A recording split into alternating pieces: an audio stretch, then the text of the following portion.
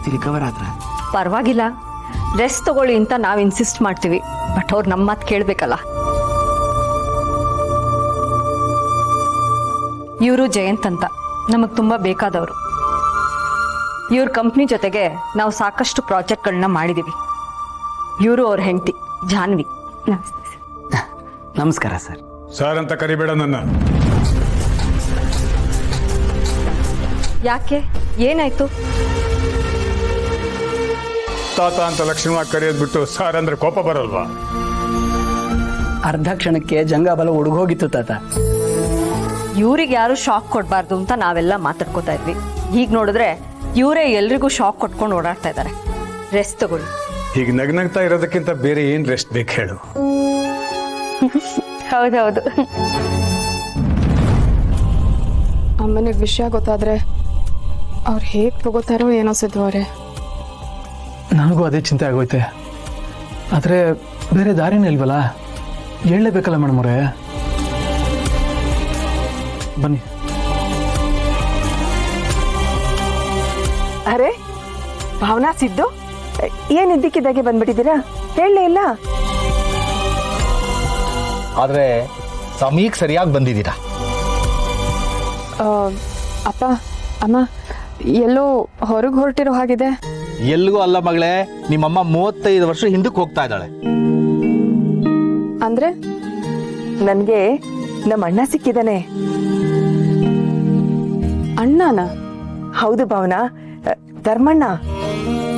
ಅಲ್ಲಮ್ಮ, ಇವ್ರ ಬಗ್ಗೆ ಯಾವತ್ತೂ ನಮಗೆ ಹೇಳೇ ಇಲ್ಲ. ಹೇಗೆ ಹೇಳ್ತಾಳೆ ಮಗಳೇ? ಆ ಅಣ್ಣನ ನೆನಪು ಮಾಡ್ಕೊಂಡ್ರೆ ಇನ್ನೊಬ್ಬಣ್ಣನೂ ನೆನಪಾಗ್ತಾನಲ್ವಾ? ಅದ್ ಬಿಡಿ, ಆಮೇಲೆ ಹೇಳ್ತೀನಿ ಭಾವನಾ. ಅಣ್ಣ ಅವ್ರ ಮನೇಲಿ ಸತ್ಯನಾರಾಯಣ ಪೂಜೆ ಇಟ್ಕೊಂಡಿದ್ದಾನೆ. ಎಲ್ರೂ ಕರ್ಕೊಂಡ್ ಬಾ ಅಂತ ಫೋನ್ ಮಾಡಿ ಹೇಳಿದ್ರು. ನಾನೇ ಫೋನ್ ಮಾಡೋಣ ಅಂತಿದ್ದೆ, ಅಷ್ಟ್ರಲ್ಲಿ ನೀವೇ ಬಂದ್ರಿ. ಬನ್ನಿ, ಅವ್ರ ಮನೆಗೆ ಪೂಜೆಗೆ ಹೋಗಿ ಬರೋಣ. ಅದು ಹೋಗೋಣ, ನಾವು ಬರ್ತೀವಿ.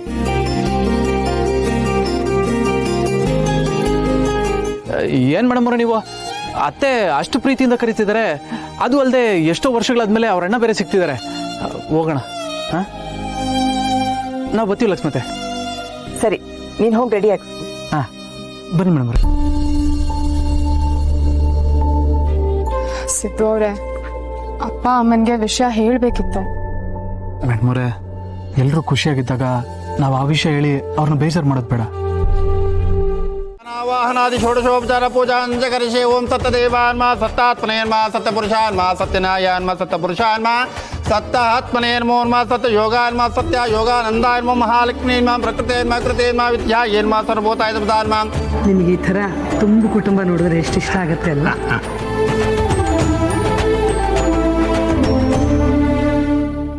ಅಮ್ಮ, ಪ್ರಸಾದ ರೆಡಿ ಮಾಡಿಬಿಡಿ. ಇನ್ನೇನು ಮಹಾನೈವೇದ್ಯ ಇಡೋಂಥ ಸಮಯ ಆಗಿದೆ. ಹಾಂ ಸರಿ. ಚಂಚಲ, ಪ್ರಸಾದ ರೆಡಿ ಇದೆಯಮ್ಮ? 2 ನಿಮಿಷ ಅತ್ತೆ, ಮಾಡ್ಕೊಂಡು ಬರ್ತೀನಿ.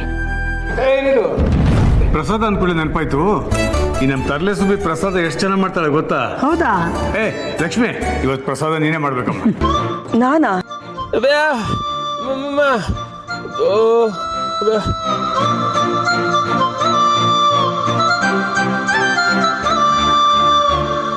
ಇನ್ನೇನ್ ನಿನ್ ಮಗನೇ ಹೇಳಿದ್ನಲ್ಲ, ನೀನೇ ಪ್ರಸಾದ ಮಾಡ್ಬೇಕು ಇವತ್ತು.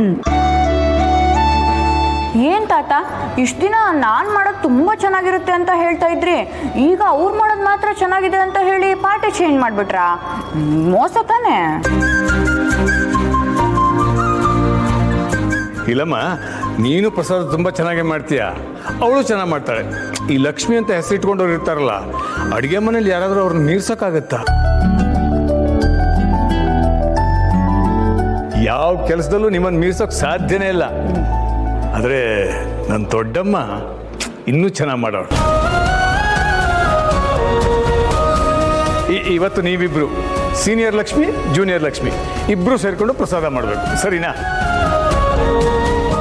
ಬಾ ಲಕ್ಷ್ಮಿ, ನೀನ್ ಪ್ರಸಾದ ಮಾಡು, ನಾನು ಸಹಾಯ ಮಾಡ್ತೀನಿ. ಅಯ್ಯೋ ಅಮ್ಮ, ನಾನು ಸುಮ್ಮನೆ ತಮಾಷೆ ಮಾಡಿದೆ. ನೀವೇ ಮಾಡಿ, ನಾನೇ ನಿಮಗೆ ಸಹಾಯ ಮಾಡ್ತೀನಿ.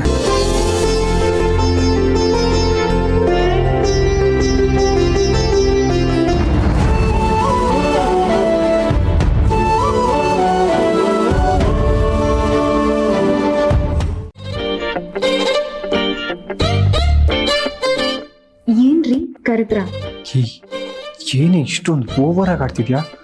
ಪಕ್ಕ ಹೆಂಡ್ತಿದ್ದರನ್ನ ಆಕ್ಟ್ ಮಾಡ್ತೀಯಲ್ಲೇ. ಆಕ್ಟ್ ಅಂತ ಹೇಳಾಯ್ತಲ್ಲ, ಮತ್ತೆ ನೀನು ಆಗ್ಲೇ ನಾನು ಒಬ್ರು ಗಂಡ ಹೆಂಡತಿ ಅಂತ ಡಿಸೈಡ್ ಮಾಡಿ ಆಯ್ತಲ್ಲ. ಏನು ಇದೆಲ್ಲ ಬೇಡವಾ? ಹಾಗಿದ್ರೆ ಹೋಗುವಾರ ಅಂತಾನೆ ಕರೀಲ? ಏನು ಅದಿ ಓಕೆನಾ?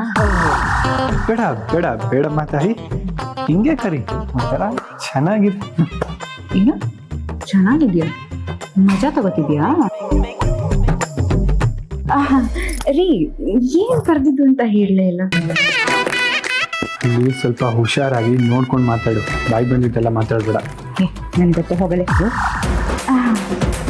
ಸರಿ ರೀ, ನೀವೇನೋ ತಲೆ ಕೆಡಿಸ್ಕೋಬೇಡಿ.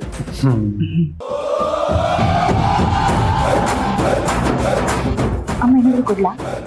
ಇದು ರವೆ ಹುರಿಯಕ್ಕೆ ಸೌಟ್ ಬೇಕಿತ್ತು. ಇಲ್ಲ ನಾಗಿ ಏನಾದ್ರೂ ಬೇಕಿತ್ತಾ? ನಾದಕ್ಕೆ ಒಂದ್ ಕೆಲ್ಸ ಮಾಡಿ, ಅಲ್ಲಿ ಕಾಯಿ ತಗೊಂಡು ತುರಿರಿ, ಪ್ರಸಾದಕ್ ಬೇಕು.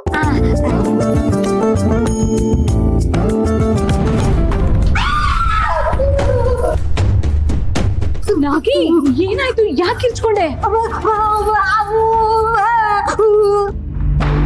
ಹಾವ್ ಅನ್ಕೊಂಡ್ರಾ? ನನಗೂ ಅಷ್ಟೇ, ಹಾವಂದ್ರೆ ತುಂಬಾ ಭಯ. ನೀವು ನಮ್ಮ ಅಮ್ಮನ ಥರನೇನಾ? ಅಮ್ಮಗೂ ಹಾವು ಕಂಡ್ರೆ ತುಂಬಾ ಭಯ. ಒಂದು ಹಗ್ಗ ಕಾಣಿಸ್ಕೊಂಡ್ರು ಅಷ್ಟೇ ಹಾವು ಹಾವು ಅಂತ ಕಿಚ್ಕೋತಾರೆ. ಸಿನಿಮಾನಲ್ಲಿ ಒಂದು ಹಾವಿನ ಸೀನ್ ಬಂದ್ರೆ ಸಾಕು, ಕಣ್ಣು ಮುಚ್ಕೊಂಡ್ಬಿಡ್ತಾರೆ.